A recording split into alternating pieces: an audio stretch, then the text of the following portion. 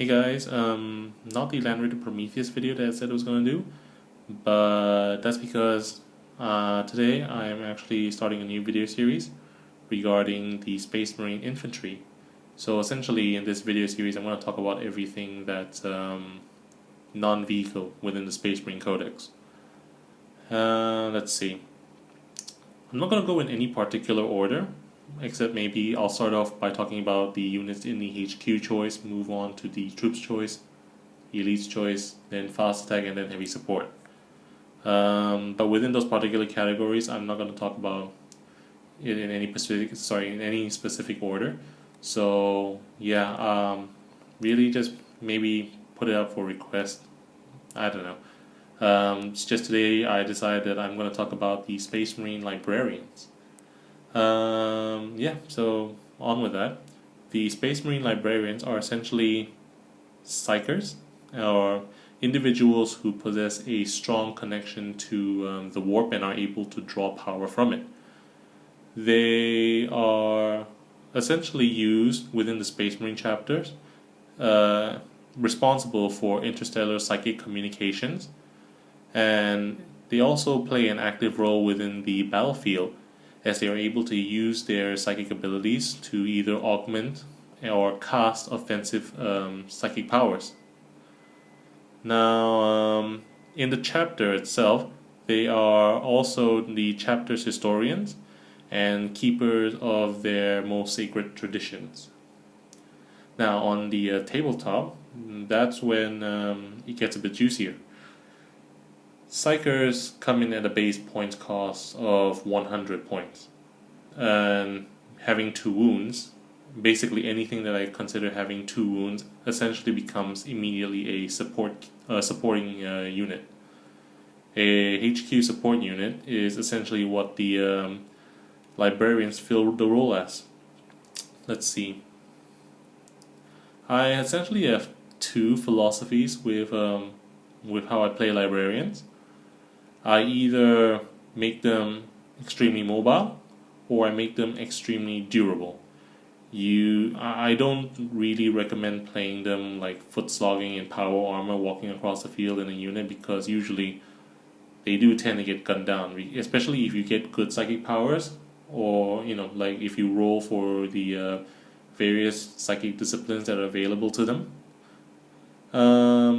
With that said, my 2 librarian builds are the ones that you can see here. Basically, for 100 points and for an extra 40 points, you get a librarian in the current Space Marine Codex in Terminator armor, and he can have a storm shield. And in the entry, they say that let's see, it's just a force weapon, so you can actually model it however you want. And my guy here has an axe. I don't really care about the initiative thing, because most of the time I tend to roll within the discipline of telepathy, just to get that boost that I can actually cast towards my enemy, or preferably if I get invisibility, I can cast that on myself. But also a notable thing, invisibility takes up 2 warp charges, so I essentially need this guy to also be an epistolary. And all of them, basically I play them as epistolary, so they come close to about, I believe, 190 points already. And this guy, same thing, 190 points, can cause either a 2 warp charges psychic power, or 2 psychic powers in one go. And like I said, durable, Terminator armor, storm shield, 2+ armor save, 3+ invul save. Especially if you're foot slogging him, so I usually attach this guy to either Terminator squads or any foot slogging assault units. The second build would actually be this guy. Not this guy.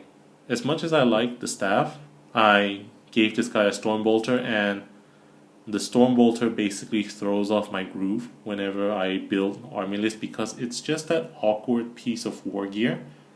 And there's a lot better war gear options there, and I'd rather it not, mess with the way I construct lists.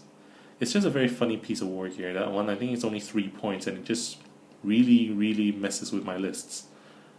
But Anyway, this is the second build. It's the mobile one. So as you can probably tell, I gave him a jump pack, gave him a force sword for that AP3 value, and a plasma pistol, and also upgraded him as an epistolary, and essentially he is, I believe, the same points cost as this guy. So as you can tell, I always make sure that my epistolary, my librarians, come up to close to about the same points cost, near 200 points for them to be worth it.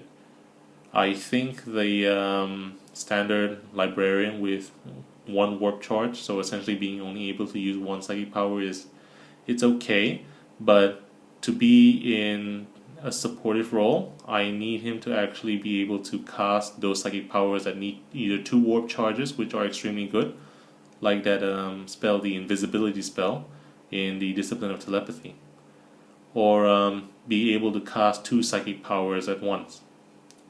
So yeah, that's what these are the 2 builds that I go for: fast and mobile, or tough and durable. That's the only way that I go about playing these 2 guys. And